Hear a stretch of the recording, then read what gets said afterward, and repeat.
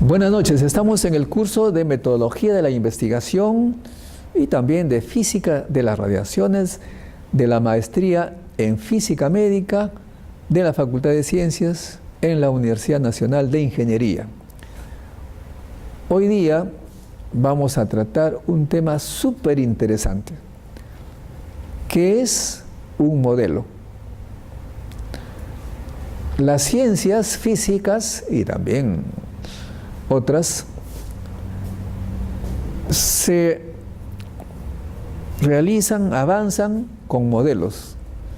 Un modelo, si queremos decirlo en forma resumida, es una estructura abstracta, diríamos matemáticas, que tiene un determinado funcionamiento, que puede funcionar en una computadora, que cuando ustedes hacen funcionar ese modelo, van a salir predicciones que pueden ser de valores, de masa, de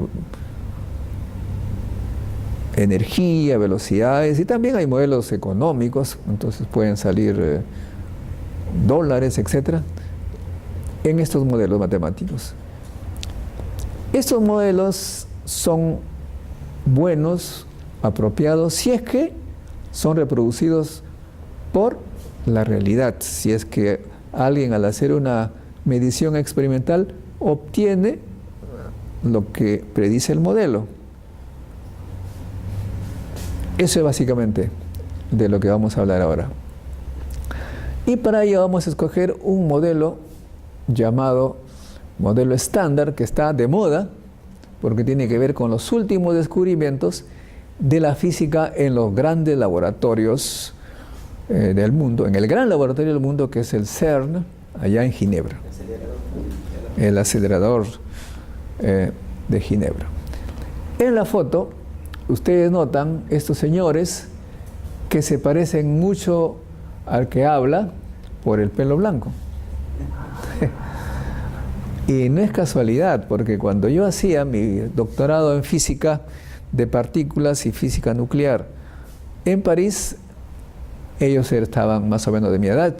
Yo estudiaba lo que ellos estaban desarrollando y uno de ellos, que veremos después, Peter Higgs, propuso una hipótesis de la existencia de una partícula que daba masa al resto. A esa partícula lo llamaron el bosón de Higgs, porque Higgs era el que lo predijo. Más tarde, dado que esta partícula generaba masa para todos, el físico premio Nobel de física Leon Lederman y un periodista con quien escribieron un libro la llamaron la partícula de Dios. De eso vamos a ver cómo es que se ha llegado allí. Muy bien, comenzamos. Es como una introducción, digamos, al modelo estándar. En la época de los griegos, cuando eran los que daban el conocimiento al mundo occidental, se llegó a la idea de que las cosas que hay en la Tierra y en el universo estaban compuestas de estos elementos: fuego, agua, tierra y aire. O sea, en principio, una persona, una mesa o lo que fuera, estaba compuesto por estos 4 elementos. O sea que era un modelo súper simple, diríamos, es el modelo griego, ¿no? Bueno, esta simpleza de la naturaleza se complicó más tarde porque se descubrió que habían cosas más pequeñas que los propios griegos le llamaron, el famoso Demócrito le llamó átomo. Para Demócrito, átomo es la parte más pequeñita de las sustancias, los átomos. Y luego vino el señor Mendeleev, ruso, que descubrió o planteó una forma de clasificar todas las sustancias, los elementos de la naturaleza, en una tabla periódica se le llamó, con un cierto número de elementos, bien catalogados, bien clasificados, dependiendo de sus propiedades. Lo interesante de este sería el primer modelo que hay como modelo de estructura de la materia. Lo interesante es que esta tabla tenía sus cuadraditos con los elementos hasta entonces descubiertos en la naturaleza, pero aparecía algunos cuadraditos que no tenía elemento. Entonces, ¿qué hizo Mendeleev? Dijo, bueno, si mi tabla tiene una lógica, no es una cosa descabellada, este cuadradito de acá tiene que existir en la naturaleza. O sea, esa es la predicción, ¿no? Y uno de estos elementos es el tecnecio, que luego se demostró su existencia, y entonces, claro, la tabla periódica tuvo mucho éxito. Al principio había pues pocos elementos, pero con el tiempo se fue complicando. El elemento más pesado existente en la naturaleza, digamos los elementos naturales, es el uranio. Número atómico 92. Y luego en los laboratorios se han producido muchos otros elementos más. Participé en esfuerzos por producir elementos pesados en un grupo muy famoso, liderado por el físico Peter Armbruster en Alemania, en una ciudad que se llama Darmstadt, cerca de Frankfurt. Estuve allí con él, me invitó a participar un año, y ellos produjeron justamente el elemento 110, que le pusieron el nombre de su ciudad, Darmstadt, elemento 110. Estamos hablando aquí del año 1985. Pero ahora ya estamos en el 2018 y se han producido muchos elementos más, ¿no? Algunos todavía no tienen nombre, pero bueno, ustedes notan entonces que la tabla periódica se ha ido complicando cada vez más. Los físicos tienen una pasión, es de hacer las cosas lo más simple posible. No le gusta que haya caos, ¿no? Lo más simple posible. Entonces, no puede ser tantos elementos.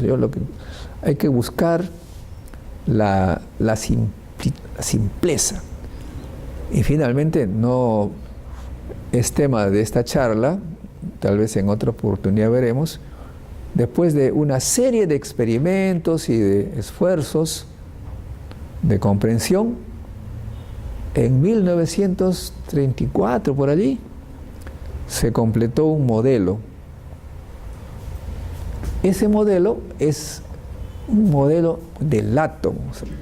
Cada elemento está compuesto de átomos. Y estos átomos tienen un núcleo atómico, el que está compuesto por protones y neutrones. Los neutrones tienen una masa ligeramente mayor que los protones, ¿no? y que básicamente es la masa del átomo de hidrógeno, cada uno de ellos, y alrededor del cual giran electrones. El elemento está caracterizado por el número de protones, también se le llama número atómico. De modo que aquí hay una ampliación del núcleo, tenemos protones y neutrones.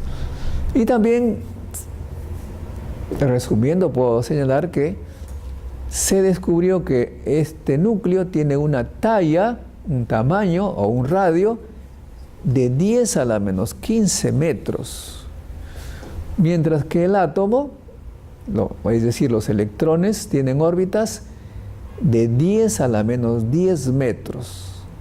¿Ok? Ahora bien, esto es un modelo de lo que estábamos hablando al inicio. Un modelo abstracto, matemático. Nadie ha visto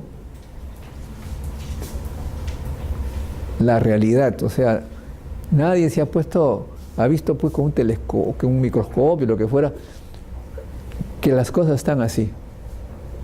Nadie ha visto girar un electrón alrededor de un núcleo, ni ha visto el protón al lado del neutrón. Pero este modelo atómico, al cual se le coloca un poco de física cuántica o bastante de física cuántica, etc., hace predicciones de emisión de radiación. La más conocida es la radiación alfa, la beta, la gamma, pero hay otras más. Este modelo hace esas predicciones, pero no solamente que se emita esas partículas, sino que predice el valor de las energías con las que salen.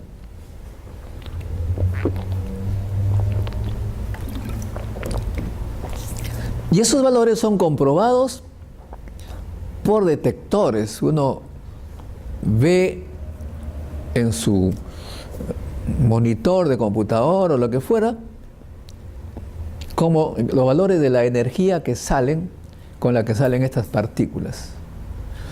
Y también los tiempos de vida, cuánto tiempo tardan en decaer, a la mitad, etc. O sea que este modelo abstracto entonces hace predicciones de lo que se comprueba en el laboratorio. Pero, repito, es muy importante, nadie ha visto que las cosas son así. Ese es un modelo. Cuando en la vida profesional de los físicos hagan un modelo, tienen que tener eso en mente. Pueden hacer una estructura mental que hace predicciones que coincidan con la realidad.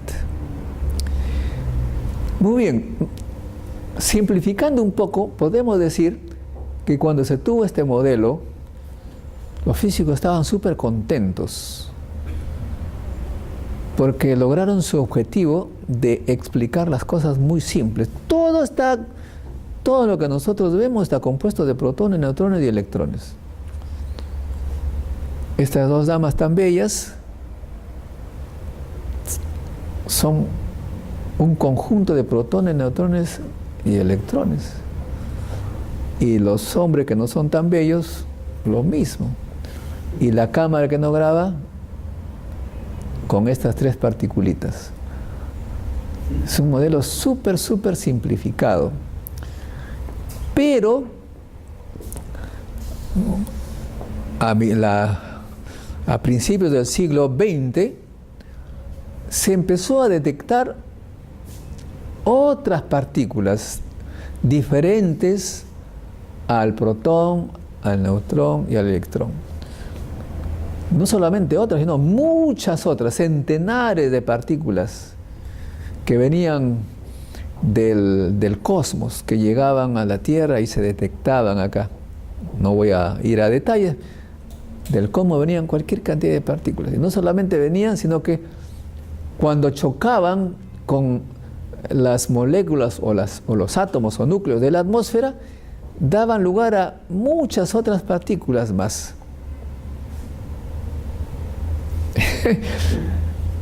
Entonces los físicos estaban súper confundidos, pero además muy entusiasmados, algunos dicen excitados, porque tenían ahí un problema que resolver. ¿No? ¿Dónde está el orden acá? Y ese es el trabajo de los físicos, buscar el orden, la simplicidad.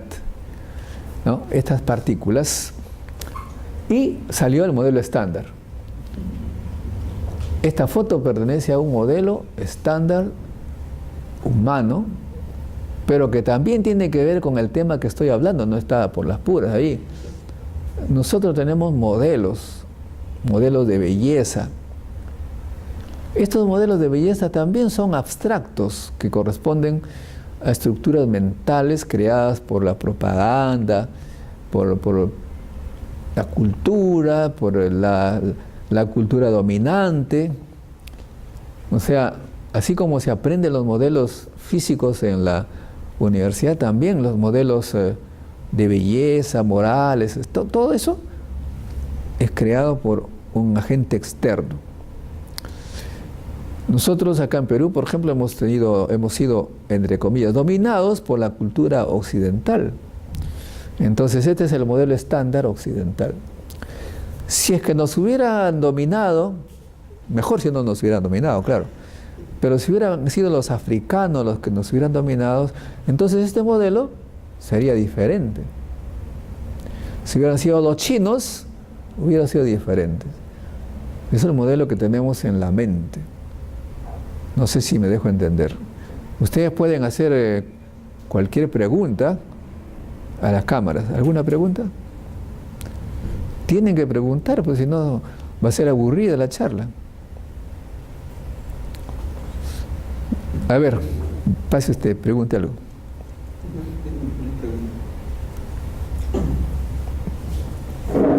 Es así como se obliga a la gente a preguntar, ¿no? A ver, bueno, primero, buenas tardes con todos, mi nombre es Luis Obando. Le quería consultar, actualmente he leído también en los libros, en internet, que hay un modelo que corresponde a la tabla de neutrinos.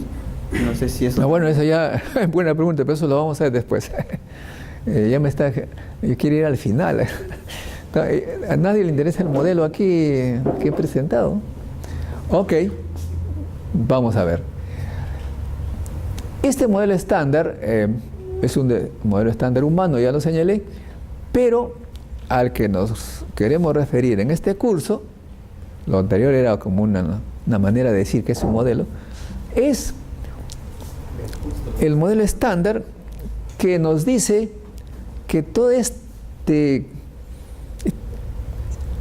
innumerable cantidad de partículas que se han detectado, que vienen del cosmos, que se producen en los choques de la radiación cósmica con la atmósfera, y que dicho sea de paso también después se comenzaron a producir en los grandes aceleradores al chocar partículas unas con otras, y que la energía se convertía en partículas, etc. Finalmente, estas partículas, dicen los que plantearon el modelo estándar, finalmente pueden reducirse a las que están en esta diapositiva, que son los componentes elementales básicos de la materia. A ver, ¿cómo se clasifican estas partículas elementales? En los quarks, que son 6 quarks, y en leptones, que son más livianos, 6 leptones. Y aquí están clasificados por lo que se llama las familias. La primera familia está compuesta por las partículas que en inglés le llaman la materia de todos los días, ¿no? El quark up y el down, combinadamente de una u otra forma, van a dar lugar al protón y al neutrón, y el electrón es el que se detecta pues normalmente. Y cuando un núcleo emite un electrón, de todas maneras sale acompañado con esa reacción, con esa emisión, un neutrino. Diríamos que la materia que nosotros estamos acostumbrados a interactuar están compuestas por esta primera familia de partículas elementales. Luego vienen otras más pesadas, los quark charm, strange, el muón, el neutrino muónico. Ya estos son más pesados. Aquí, por ejemplo, el muón, diríamos que es un electrón que es unas 200 veces más pesada que el electrón. Es un electrón pesadazo. Y el tau es un electrón ya de recontra súper pesado respecto a los anteriores. Igual con el neutrino. Acá tenemos un neutrino de la familia primera, después el neutrino muónico. Ven ustedes que tiene una masa superior y el neutrino taónico igual. Estas son las partículas con las que está supuestamente formada la materia. Pero entre las partículas hay interacción. Interactúan entre ellas, hay atracción, hay repulsión, hay interacción. Y para interactuar, es como entre los seres humanos, para interactuar tiene que haber intercambio de algo.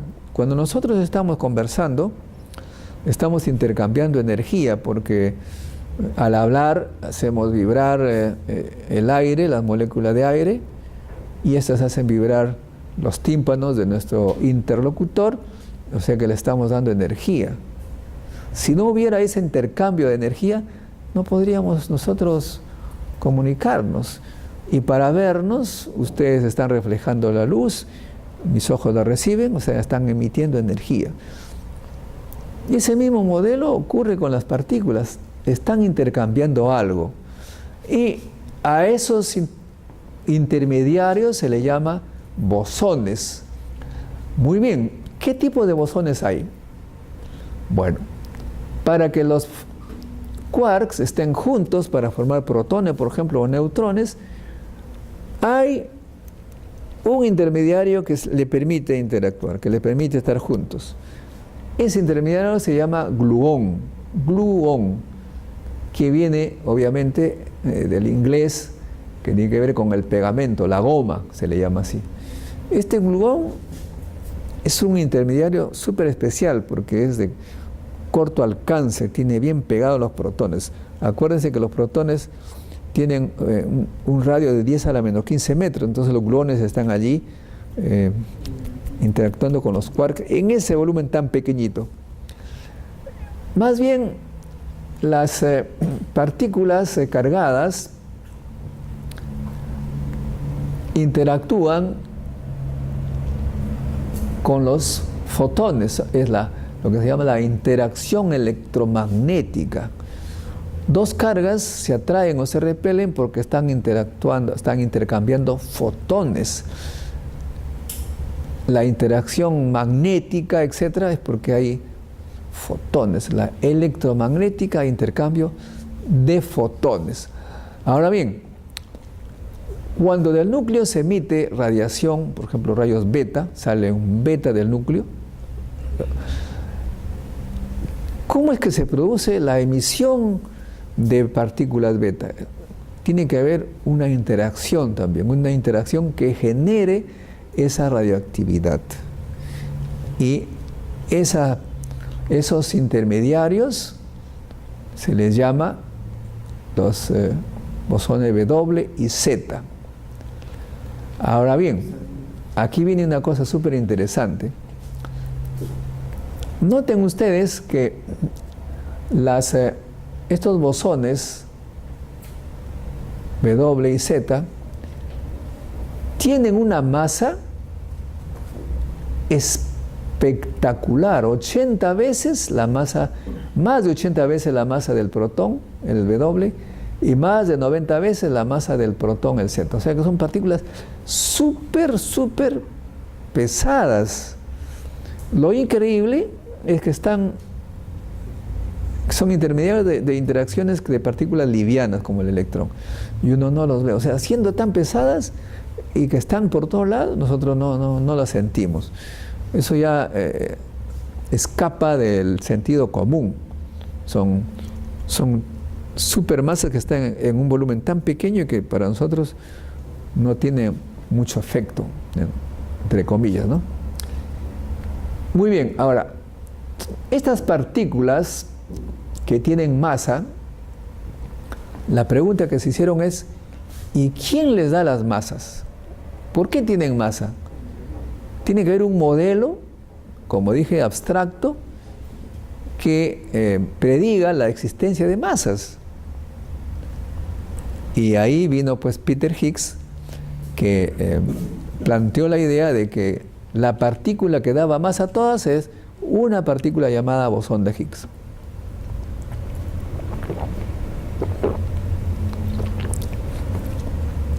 El gran problema es que ese bosón de Higgs debería tener una masa del orden de 120 veces o más la masa del protón, la masa del hidrógeno.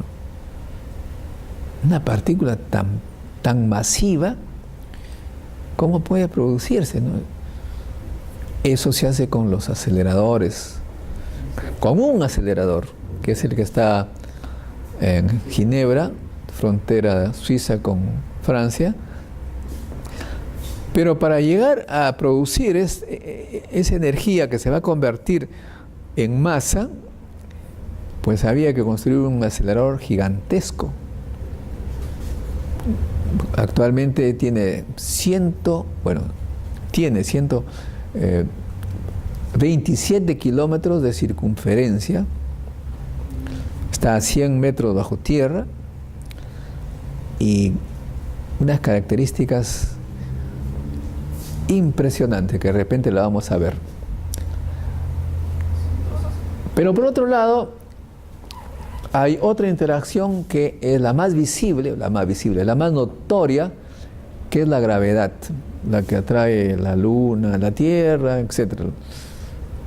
Esa fuerza, esa interacción gravitacional está entre todos los cuerpos existentes. Y el intermediario se le llama gravitón.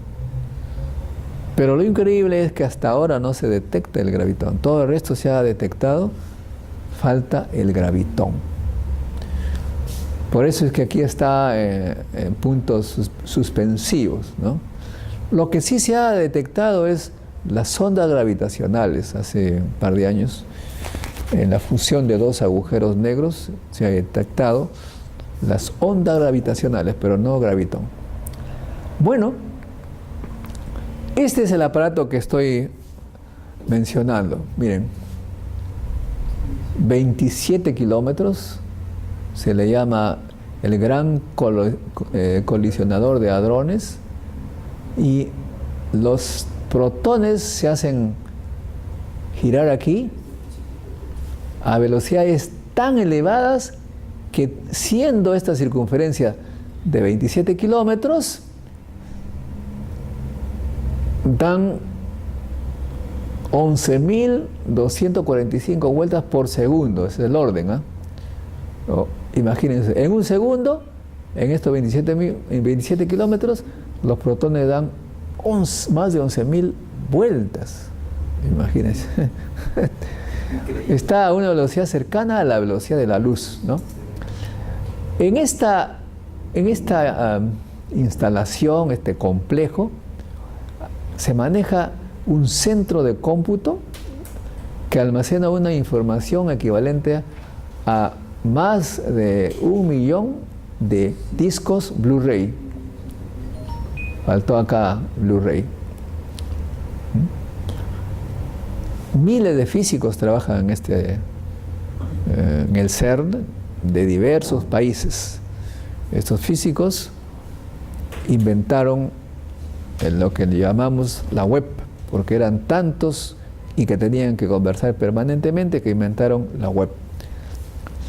Eso también es muy importante señalarlo entre paréntesis, porque mucha gente dice, las ciencias básicas, ¿para qué se interesan en el origen del universo? Esas son tonterías. Cuando a los científicos se les ocurre descubrir algo, la pasión es tan grande que inventan cosas que tienen aplicaciones prácticas. La física médica, por ejemplo, es producto de estos desarrollos. Detector de radiaciones de diversos tipos. Cuando hice mi práctica en el doctorado en París de física de partículas y física nuclear, Lo hice en un laboratorio que había un detector de multifilamentos, centenares o miles de filamentos, que pasaba la radiación por uno y podía identificar, midiendo las corrientes, por qué lugar pasó, y entonces se podía saber, se podía construir aparatos de imágenes médicas. El que inventó eso, George Charpak, le dieron el premio Nobel porque ese aparato que trabajaba en el CERN luego, sirvió luego para tener imágenes médicas. Así que hay que olvidarse de esa idea de que las ciencias básicas no sirven para nada. Las ciencias básicas son las que más han servido a la humanidad. Todo lo que nosotros vemos de aparatos modernos, todo eso lo han inventado los físicos. Las televisión, las imágenes médicas, la radioterapia, los reactores nucleares, todo es producto de la física. Por eso es que los que nos escuchan tienen que ir olvidándose esas cosas obsoletas esos modelos, hablando de modelos obsoletos que les han puesto en la cabeza para apartarnos del desarrollo. Lo han hecho de repente a propósito para que no inventemos nada. Antes de que continúe, ahí vente aquí, acá tiene que... Venga. Aquí el que pregunta tiene que... Doctor, acá en Ginebra también tengo entendido que hay un acelerador más pequeño, ¿no? Y creo que es el de 7 kilómetros. Bueno, eso sí, esto está acá. Hay muchas universidades haciendo investigaciones ahí, según Bueno, en cualquier parte esto pueden hacer investigación, sí, pues aquí es el inyector, o sea que aquí se inicia, pues, ¿no? Estos pequeños aceleradores, ciertamente. Yo solamente estoy haciendo una cosa muy esquemática para mostrarle lo que es el modelo. Entonces el modelo que se establece tiene que ser comprobado con estos tremendos aparatos. O sea, el modelo es el modelo estándar y estos aparatos son los que van a medir y comprobar si es cierto lo que predice el modelo. Y aquí tenemos el túnel y el tubo por donde van el haz de protones, ¿no? 27 kilómetros. Aquí hay magnetos, supermagnetos que con superconductores que desvían los protones, que los hacen curvas para que sea una circunferencia. Si no, los protones se van de frente, salen. Y son campos muy, muy elevados, porque a mayor velocidad que tenga el protón, hay que tener un mayor campo para desviarlo. Por eso es que son superconductores. Entonces por aquí los físicos pues viajan y arreglan, una cosa impresionante. Bueno, al colisionar los protones, uno frontalmente al otro, bueno, hay en realidad cualquier cantidad de protones que se entrecruzan, ¿no es cierto? Pero uno que otro par choca frontalmente. Uno que otro choca. Y cuando choca, esa energía tan elevada se convierte en otras partículas pesadísimas, una de las cuales es el bosón de Higgs. Pero el bosón de Higgs, al producirse, es solamente un instante nada más, porque ese bosón de Higgs se desintegra. Las partículas, mientras más masa tienen, menos tiempo viven. Al desintegrarse en múltiples partículas, se mide aquellas que muestran que se ha producido el bosón de Higgs. Entonces aquí, según el modelo, acá por ejemplo, se señala un evento que se registró en este detector de la colisión de protones. El evento muestra las características esperadas del decaimiento del bosón de Higgs a un par de fotones, o sea que salieron 2 fotones con determinada energía. El evento también puede ser debido al modelo estándar, a un proceso de ruido de fondo, ¿no? O sea que acá se produjo, pero también pueden haber fotones producidos por un evento que no es justamente un bosón de Higgs, y para eso están las computadoras, para buscar agujas en un pajar. ¿Cuál es realmente el evento que señala que se ha producido un bosón de Higgs? Hay varias formas en que se puede desintegrar el bosón de Higgs. Aquí tenemos otra. Aquí en este caso decae en un par de electrones, las líneas verdes, ¿no? Y también en los bosones Z y un par de muones. Es más complejo acá, un decaimiento en zetas, en muones, etc. Todo eso lo detectan los detectores y en la computadora ven si está más o menos de acuerdo con que se ha generado a partir de un bosón de Higgs. Esa es la manera como se analiza allí. Y acá tienen finalmente lo que sale de todos estos experimentos. Les señalaba, un modelo da predicciones y luego hay que medir. Y este es el resultado de la medición. En el eje horizontal, vamos a simplificar, está lo equivalente a la masa de los gamas que resultaron, y hay como ruido de fondo, digamos, como background, se producen a todas energías, de 0 a 100 y tantos. ¿Con qué probabilidad se producen? Bueno, va disminuyendo poco a poco la probabilidad y de repente aquí sube, hace una pequeña, como diríamos, cornisa. Y este hecho que ha subido un poquito, se dice que corresponde a la producción de un bosón de Higgs y que corresponde a la masa de 120 y tantos JeV. O sea, un JeV es más o menos, es un poco más que la masa del protón. O sea que aquí tenemos nosotros la prueba, dicen ellos, la prueba de que se produjo el bosón de Higgs y esa es su masa. Esta curva, pues es famosísima. Cuenta un físico que escribió un libro sobre el bosón de Higgs, presentó esta curva y el editor, la imprenta, el editorial dijo, oye, pero esta curva se le ve demasiado compleja, muy científica y nadie va a leer. Esta curva ha costado $10.000 millones, de modo que tiene que ir. ¿No?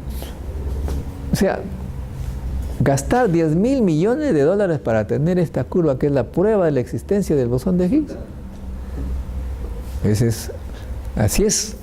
Los físicos justamente tienen siempre resultados como este, curvas que muestran algo. ¿Cuánto costó esa curva? Ya, pues depende de lo que quieren demostrar aquí. Es un experimento del siglo, ¿no? Muy bien. Después de la producción del bosón de Higgs, queda entonces demostrado la existencia de este modelo, la validez de este modelo estándar. Sin embargo, porque esto parece una cosa de nunca acabar, al establecerse el modelo estándar y al demostrarse la existencia o la producción del bosón de Higgs, ya anteriormente se estaba descubriendo una cosa impresionante.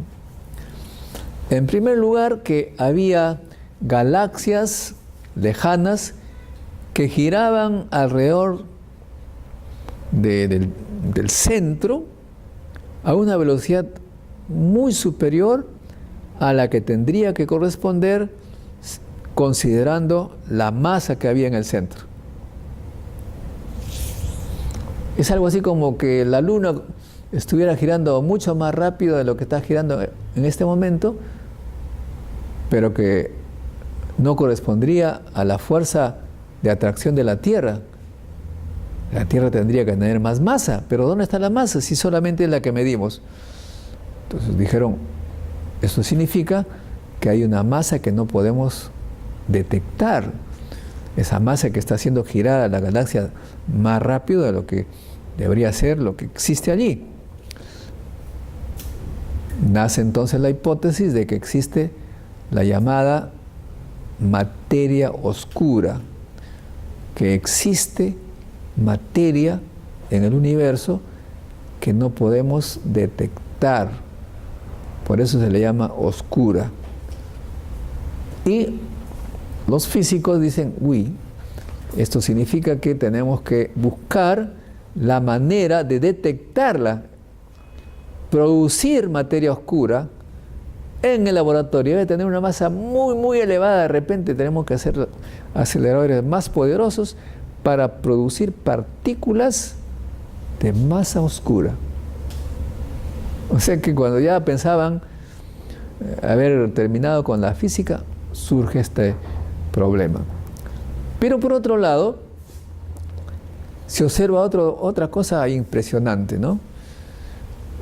Como sabemos, existe la teoría del Big Bang, que hace como 13.500 millones de años se produjo una explosión de un punto y se produjo la expansión del universo, pero como existe la gravedad, significa que esa expansión tendría que ir frenando, disminuyendo, así como cuando ustedes lanzan una piedra hacia arriba, empieza a una alta velocidad, luego va disminuyendo la velocidad, ¿no?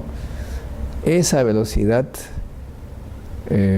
al disminuir, estaría comprobando pues la ley de la gravedad. Sin embargo, lo que se ha observado es que más bien esa expansión se está acelerando, o sea, que las estrellas se alejan cada vez a mayor velocidad. ¿Qué significa eso? Que hay una interacción, una energía que no sabemos cuál es, que está acelerando, una fuerza que no la comprendemos, que está acelerando la expansión. Y a eso se le llama la energía oscura también. Y acá en esta diapositiva tenemos un poco la triste realidad, entre comillas triste, porque esto nuevamente excita a los físicos, de que en realidad lo que existe en el universo es materia oscura y energía oscura, y la realidad que nosotros, entre comillas, conocemos solamente corresponde al 5%. O sea, lo que vemos, observamos, medimos, nuestro mundo maravilloso es solamente el 5% de lo que realmente existe. Impresionante. Vemos que hay mucho trabajo que hacer para comprender. Estamos viviendo a oscuras. Estamos viviendo una realidad oscura que hay que iluminar, y ese es el trabajo para los físicos, sobre todo para los jóvenes, ¿no? El que descubre una partícula oscura está asegurado, por supuesto, un premio Nobel. Bueno, pues esa es la situación actual, y para ello están construyéndose, por supuesto, máquinas más poderosas. En este caso, en el CERN, se están construyendo aparatos tan grandes. Miren ustedes, aquí está un hombre, para tener una idea de la magnitud de esos aparatos. Y finalmente presentamos nuestro modelo estándar, mucho más comprensible, modelo estándar humano, y presento con mucho gusto a este modelo porque vino al Perú a ayudarme a hacer esta presentación, y la tenemos acá, muy cariñosa, con este modesto presentador. Gracias. Muchas gracias por la...